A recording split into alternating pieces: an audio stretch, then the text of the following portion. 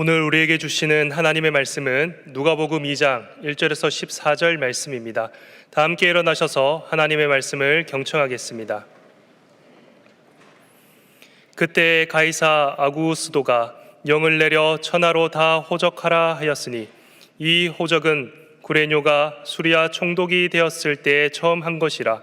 모든 사람이 호적하러 각각 고향으로 돌아가매 요셉도 다윗의 집 족속이므로 갈릴리 나사렛 동네에서 유대를 향하여 베들레헴이라 하는 다윗의 동네로 그 약혼한 마리아와 함께 호적하러 올라가니 마리아가 이미 잉태하였더라.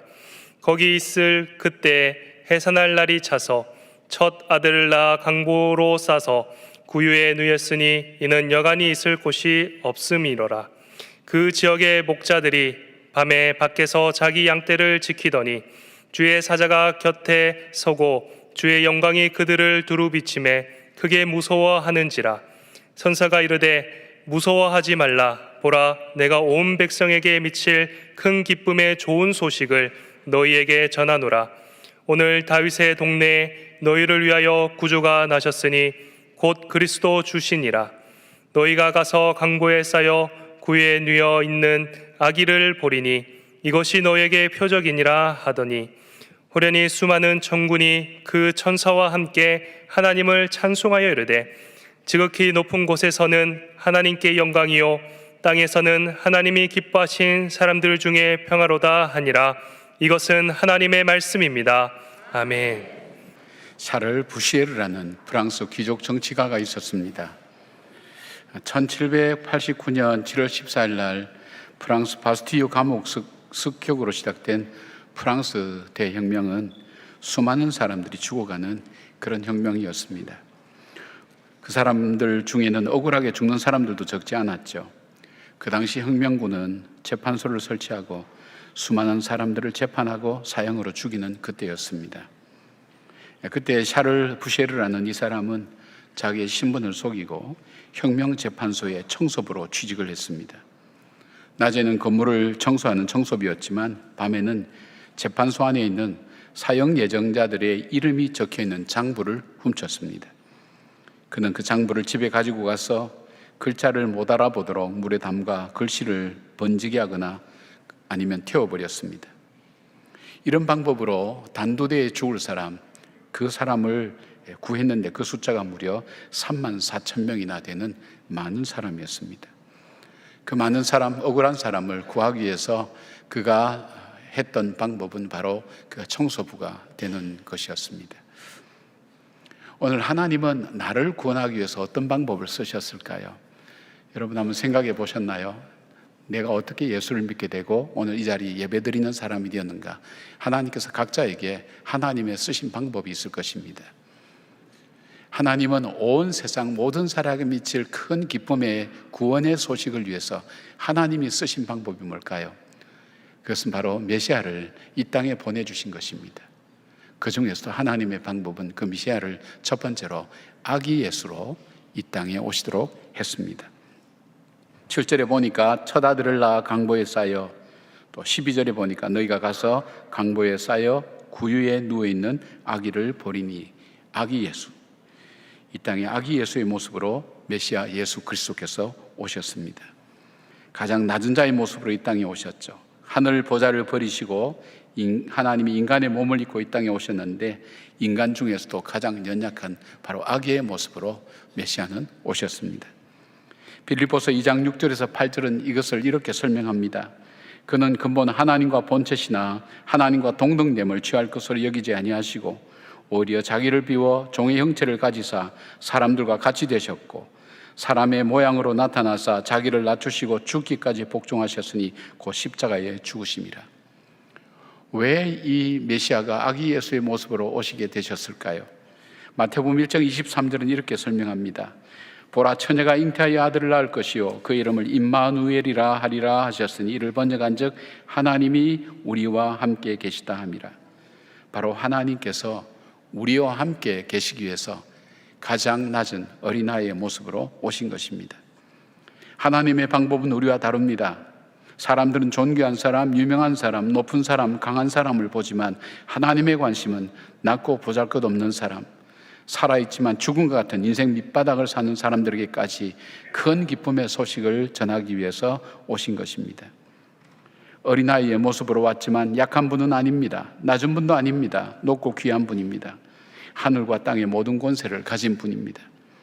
이사야 9장 6절에는 이렇게 말씀합니다. 이는 한 아기가 우리에게 낳고 한 아들을 우리에게 주신 바 되셨는데 그의 어깨에는 정사를 메었고 그의 이름은 기묘자라 모사라 전능하신 하나님이라 영존하시는 아버지라 평강의 왕이라 할 것임이라.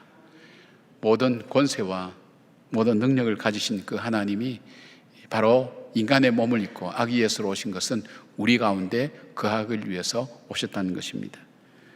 코로나 전에 아기가 교회 첫 나들이 올 때에 예배 시간에 안고 기도를 했습니다. 이 어린 아기를, 이제 갓 태어난 아기를 안고 기도했죠. 요즘 목양실로 와서 기도를 받고 가는 분들도 있습니다. 또 유아 세례 때에도 가난 아기에게 세례를 줍니다. 그때마다 이 아기를 가까이서 이렇게 보게 됩니다. 아기를 보는 순간 제 속에 있는 모든 방어막이 다 내려가요. 그냥 이유 없이 그냥 귀엽고 가까이 다가가고 싶고, 왜냐하면 전혀 나를 공격할 것 같지 않으니까요. 그냥 너무 있는 자체가 너무 귀하니까요. 이것이 바로 하나님께서 우리에게 말씀하신 메시지가 있지 않을까요?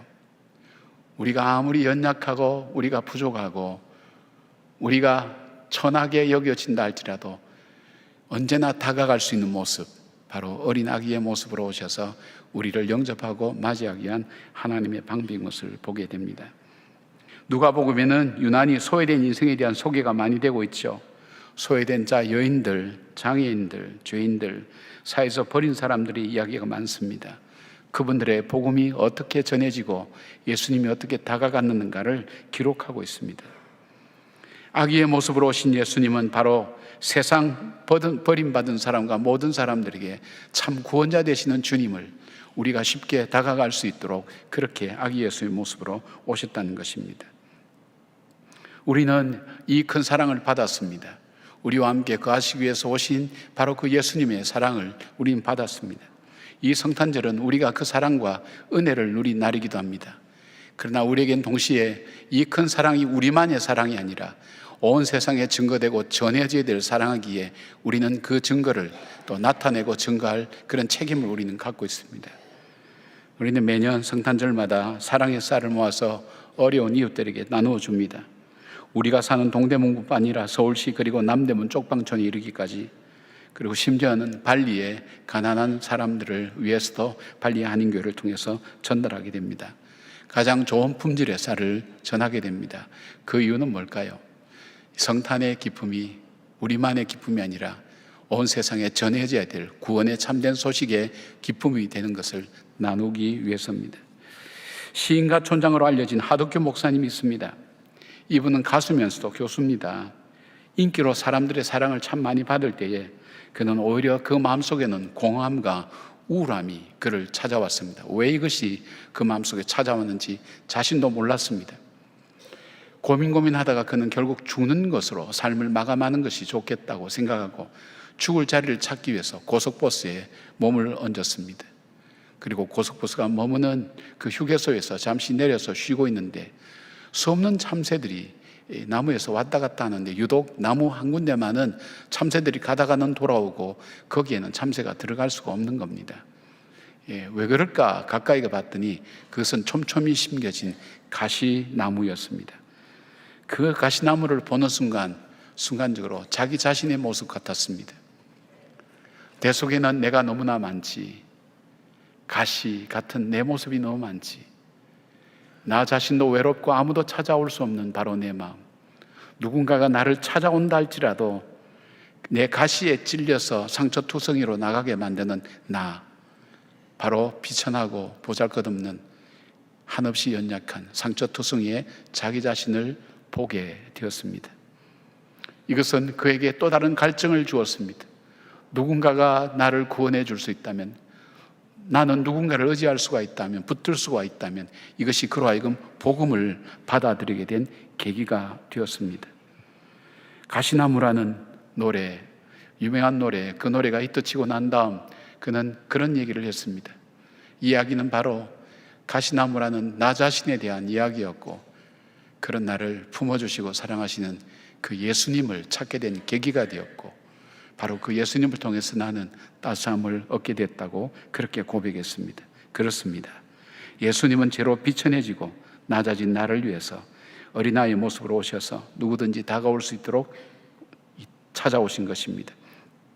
바로 저와 여러분도 죄로 병들고 상처나고 죽을 수밖에 없는 존재였지만 아기 예수님께서 찾아오셔서 나를 품으시고 영접해 주시고 나를 위해서 어린아이의 모습으로 오셔서 항상 다가갈 수 있도록 만들어 주셨습니다. 하나님의 방법입니다. 하나님의 방법 두 번째는 무엇입니까? 하나님은 메시아를 강보에 사서 구유에 눕게 하셨습니다. 12절 말씀 보니까 너희가 가서 강보에 쌓여 구유에 누워있는 아기를 보리니 이것이 너희에게 표적이니라 하더니, 여기에 표적으로 쓰여진 세메이온이라는 이 단어는 메시아의 오심이나 세상의 종말의 징조로 사용되었는 그런 단어지만, 여기에서는 구세주가 궁전의 안락한 곳으로 오지 않고 바로 동물이 거하는 그 구유에, 바로 그 축사에, 이 구유에 누여진 바로 그 일들을 통해서 섬김의 종으로 오신 그 메시아의 모습을 보여주고 있습니다. 주님은 마태복음 8장 22절에 인자는 머리 둘 곳도 없다고 말씀하셨습니다. 주님은 어디에 거하기를 원하셨습니까? 하나님의 아들이 온 세상 주인 되시는 하나님이 바로 우리 가운데 거하시기를 원하셨습니다. 비록 내 모습이 천한 짐승의 구유와 같이 보잘것없고 불편하고 냄새나는 곳이라 할지라도 바로 죄인된 우리 가운데 거하시겠다는 것을 주님은 이 사건을 통해서 보여주셨습니다. 철제라 보니까 첫 아들을 낳아 강보에 쌓여 구유에 누였으니 이는 여관에 있을 곳이 없음이르라. 많은 사람이 가득 채워져서 여관에 들어갈 곳이 없어서 구유로 옮겨지신 바로 이 메시아 예수 그리스도의 모습을 우리는 잘 볼 수가 있습니다. 이 사건은 예수님께서 마구간 여물통같이 죄의 냄새가 나고 보잘것없지만 우리와 함께 가시기 위해서 찾아오신 그 예수님을 영접하지 않는 인간의 모습을 잘 보여주고 있습니다. 요한복음 9장 1장 9절부터 11절까지 보니까 참빛 곧 세상에 와서 각 사람에게 비추는 빛이 있었나니 그가 세상에 계셨으며 세상은 그로 말미암아 지은 바 되었을 때 세상이 그를 알지 못하였고 자기 땅에 오매 백성이 영접하지 아니하였으니. 작년 성탄 예배 때 공연한 그 공연 빈방이 있습니까를 여러분 혹시 기억하십니까? 어느 한 마을에 성탄절이 되어서 연극을 하게 되었습니다. 선생님이 모든 학생들이 다 같이 연극에 참여하면 좋겠다 생각해서 바보 덕구라는 학생을 그 연극에 참여시켰습니다. 그 대신 단순하게 아주 간단한 대사만 하는 것밖에 없었습니다. 그는 마리아와 이 요셉이 찾아와서 빈 방이 있습니까? 물어볼 때 없습니다. 방이 다 찼습니다. 그 얘기만 하도록 아주 단순한 그런 대사만 할 수 있도록 그렇게 했습니다. 드디어 성탄절 전야가 되어서 연극이 시작되었습니다. 아이들은 이 각본에 의해서 연극을 진지하게 하면서 사람들은 감동을 받고 있었습니다. 드디어 클라이막스가 되었습니다. 마리아와 요셉이 찾아와서 묻습니다. 빈방이 있습니까? 이 여관에 빈방이 있습니까? 덕구는 없습니다. 빈방이 없습니다. 그렇게 대답합니다. 참 잘했습니다. 그런데 이 각본상 이 마리아와 요셉은 더 예절하게 얘기하게 되어 있었습니다. 아니 지금 내 아내가 해산할 때가 되었는데 방이 없습니다. 빈방이 없습니까? 덕구가 없습니다. 그렇게 대답하고 갑자기 덕구의 표정이 바뀌기 시작합니다. 뭔가를 곰곰이 생각하더니 아니요 빈방이 있습니다. 내 방에 오시면 됩니다. 그렇게 하면서 그 연극은 실패로 끝나게 되었습니다. 그러나 그날 밤 사람들은 어느 시간보다도 그 연극을 통해서 자기를 돌아보는 시간을 갖게 되었습니다. 내 것으로 가득 채워진 그 마음 때문에 예수님을 영접할 수 없는 자기 자신의 모습을 볼 수 있었습니다. 오늘 저와 여러분이 그런 모습은 아닌가요? 내 삶이 내 안이 죄로 말미암아 더럽고 냄새나고 보잘것없는 바로 축사와 같은 그 구유와 같은 그런 모습, 그 더러운 곳, 추한 곳에 거하시기를 원하시는 그 주님마저도 하지 못해서, 맞이하지 못해서, 받아들이지 못해서 빈방 없다고 거절하는 것처럼 내 지식과 내 지혜와 내 가진 소유로 가득 채워서 바로 구세주가 찾아오셨는데도 불구하고 영접하지 못하는 것이 바로 우리들의 모습은 아닌가 돌아보게 만듭니다. 주님을 영접하시길 바랍니다. 이번 성탄절에는 진작에 마음 깊숙한 곳에 내 삶의 한가운데 주님을 영접하시길 원합니다. 주님이 우리 가운데 거하기를 원하십니다. 비록 어두움이 있고 안타까움이 있다 할지라도 주님을 영접할 때 빛이신 주님께서 우리의 삶을 밝혀주고 새롭게 해줄 것을 믿으면서 주님을 진심으로 맞이하는 그런 성탄절을 여러분은 지내시기를 바랍니다. 세 번째 하나님의 방법은 무엇입니까? 바로 양을 치는 목자들에게 메시아 오심의 소식을 제일 먼저 들려주셨습니다. 8절에 보니까 그 지역의 목자들이 밤에 밖에서 자기 양떼를 지키더니 되어 있고, 11절에 오늘 다윗의 동네에 너희를 위하여 구주가 나셨으니 곧 그리스도 주시니라, 그렇게 말씀하고 있습니다. 온 세상에 미칠 가장 깊은 소식, 가장 큰 소식을 누구에게 제일 먼저 전할 것인가 하는 것은 굉장히 중요한 관심사일 수 있습니다.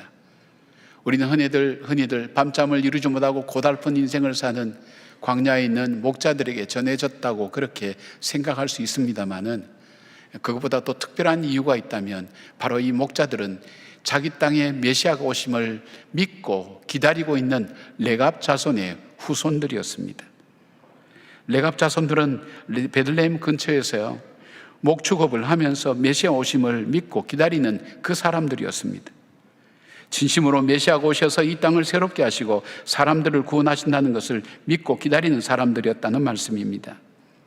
레갑의 아들 요나답의 후손인 목자들에게 메시아의 소식이 전해진 이유가 무엇일까요? 거슬러 올라가서 요나답이라는 사람, 그 사람은 북이스라엘에서 신앙의 회복을 꿈꾸면서 아합 왕의 모든 집을 멸할 때에 예후의 제안을 받아들여서 함께 아합의 자손들과 그 집안과 바알의 우상을 다 척결하게 되는 바로 그런 일을 감당했던 사람입니다. 그 과정 속에서 요나답은 자기 후손들에게 귀한 교훈을 남깁니다. 그 교훈의 내용을 에레미야 35장에서 말씀하고 있습니다. 하나님께서 에레미야에게 레갑 자손을 불러서 그들에게 포도주를 먹게 하라고 아주 뜬금없는 그런 제안을 하십니다. 명령을 하십니다. 에레미야가 레갑 자손을 불러서 그들에게 수고한다고 포도주를 마시라고 얘기할 때 그들이 대답한 말이 그 말이었습니다. 우리 선조 요나답이 자기들의 집을 짓지 말고 포도원과 밭을 소유하지 말고 장막에서 살며 포도주도 마시지 말라고 명령했기 때문에 마실 수 없다고 거절합니다. 이것의 내용은 하나님의 율법을 지키고 율법의 정신을 지키는 바로 그 일을 말합니다. 그리고 하나님께서는 반드시 이 땅에 바로 메시아를 보내주시고 그 메시아가 오실 때에 이 땅은 온전하여질 것이라고 그렇게 말씀을 하게 됩니다.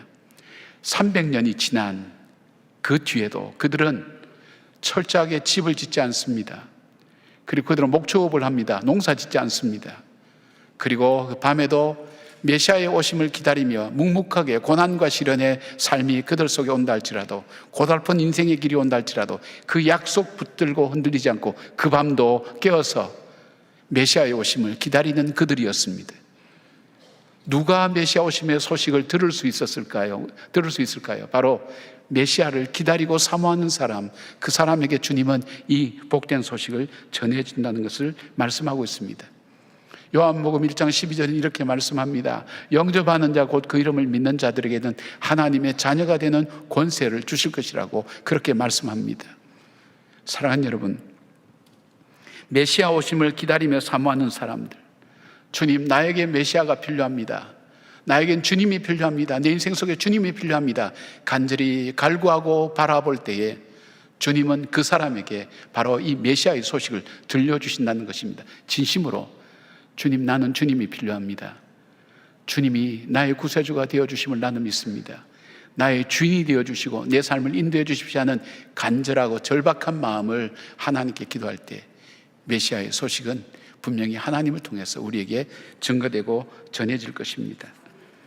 우리의 지식으로 경험으로 상식으로 가득 차 있는 우리의 마음, 우리 의로 가득 찬 우리 마음에 우리 주님이 메시아 되심을 믿고 영접할 공간을 만들 때에 아기 예수로 오신 그 주님이 우리 마음속에 찾아오시고 구유에 누이신 그 주님이 우리와 함께 머물기를 원하시고 계신다는 것을 기억하시면서 메시아를 꼭 맞이하시고 나에게 있어서 메시아는 누군가, 그 예수님 누구인가에 대한 것을 다시 생각하는 성탄절 절기가 되기를 바랍니다. 1892년 오래전이죠. 조선 땅을 처음 밟은 밀러 목사님과 부인 안나 밀러 선교사님 부부가 있었습니다. 그들은 자녀가 없었습니다. 그런데 이 조선 땅에 와서 자녀 셋을 낳았습니다. 딸 3살 잘 길렀습니다. 그리고 넷째 아들이 태어났는데 난지 8개월 만에 죽었습니다. 그 슬픔이 채 잊혀지기 전에 5째 아들이 태어났는데 그 아이는 태어나서 다음 날 세상을 떠났습니다. 이 충격과 후유증으로 부인은 여러 가지로 시달렸습니다. 그리고 몸도 약해지면서 다음 해인 1903년 그 부인마저도 세상을 떠나서 양화진에 장사 지냈습니다. 이런 일을 당하고 나니까 조선 사람들이 묻습니다. 다른 사람도 묻습니다. 대체 예수가 누구길래 당신에게 이 고난과 시련을 줍니까? 그런데도 불구하고 당신은 어떻게 이 예수를 증거하고 전하고 있습니까? 당신은 여전히 예수가 소중합니까? 예수를 증거하고 싶은 마음이 있습니까? 당신에게 있어서 예수는 누굽니까? 그렇게 질문을 하게 되었습니다. 아마 평소에 그냥 난 예수님은 나의 구세주와 주님이라고 쉽게 고백하고 그리고 선교사로 왔으니까 그 열정에 불탔던 이 밀러 선교사님이 자기의 사랑하는 아들 둘을 동시에 잃어버리고 아내마저 떠나고 이 고국을 떠난 이 이국 땅에서 지낼 때에 그 마음속의 외로움과 어려움이 다가올 겁니다. 그리고 그런 질문을 자기 자신에게도 던져보지 않겠습니까? 나에게 있어서 예수는 누군가? 나는 예수를 대체 어떻게 알고 있고 믿고 있는가?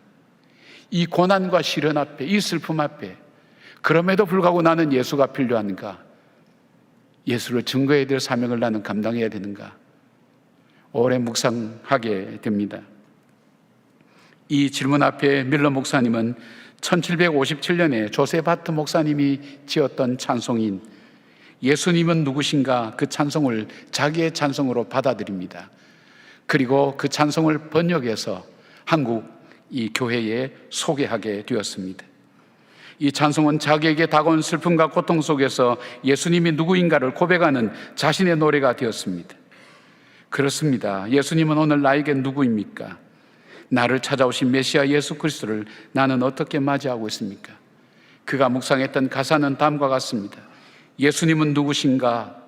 우는 자의 위로와 없는 자의 풍성이며 천한 자의 높음과 잡힌 자의 노임되고 우리 기쁨 되시네. 예수님은 누구신가? 약한 자의 강함과 눈먼 자의 빛이시며 병든 자의 고침과 죽은 자의 부활되고 우리 생명 되시네. 예수님은 누구신가? 추한 자의 정함과 죽을 자의 생명이며 죄인들의 중보와 멸망자의 구원되고 우리 평화 되시네. 예수님은 누구신가? 온 교회의 머리와 온 세상의 구주시며 모든 왕의 왕이요 심판하실 주님 되고 우리 영광 되시네. 예수님께서 오늘 여러분에게 질문하시면 어떻게 대답하시겠습니까? 너의 아픔과 시련과 고난, 힘든 가운데서도 넌 여전히 나를 구세주와 주님으로 믿고 있느냐? 나는 너에게서 누구냐? 너는 예수를 누구라고 믿느냐? 바로 그게 물어보신다면 여러분 어떻게 대답하시겠습니까?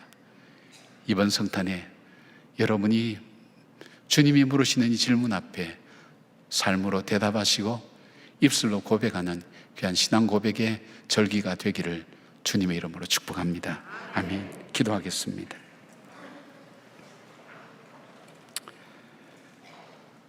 하나님의 방법은 우리가 생각하지 못한 방법으로 우리를 구원으로 인도하셨습니다. 때로는 질병으로, 때로는 상실의 아픔으로, 때로는 고난과 시련, 실패로, 때로는 믿는 자의 가정에서 다양한 방법으로 하나님 나를 부르셔서 오늘 이 자리에 있게 하셨습니다. 그리고 온 세상 모든 사람이 미칠 바로 그 놀라운 소식이 나에게 오기까지 하나님은 어린아이 모습으로 메시아를 보내주셨습니다. 누구든지 다가갈 수 있도록 주님께서 가장 겸손하고 낮은 모습으로 오셨습니다. 그리고 내 삶의 모습, 내 영혼의 추함과 더러움처럼 냄새나고 보잘것없는 이 마구간 같은 바로 이곳에, 그 구유에 주님이 누우심으로 우리와 함께 거하기를 원하신다고 강렬한 의지를 주님 보여주셨습니다. 그리고 그 메시아가 필요로 하는 그 약속을 기다리는 그 믿음을 가지고 현실 앞에 실망하지 않고 절망하지 않았던 레갑 자손의 후손들에게 이 메시아의 첫 소식을 전해주셨습니다. 주님, 우리에게도 이 소식을 듣게 하셨습니다. 우리 마음에 거하여 주시옵소서. 주님과 동행하기를 원합니다. 예수님은 누구신가 묻는 질문 앞에 하나님 믿음으로 대답하는 우리의 신앙 고백의 삶이 될 수 있도록 우리를 붙들어 주시옵소서. 예수님의 이름으로 기도드리옵나이다. 아멘.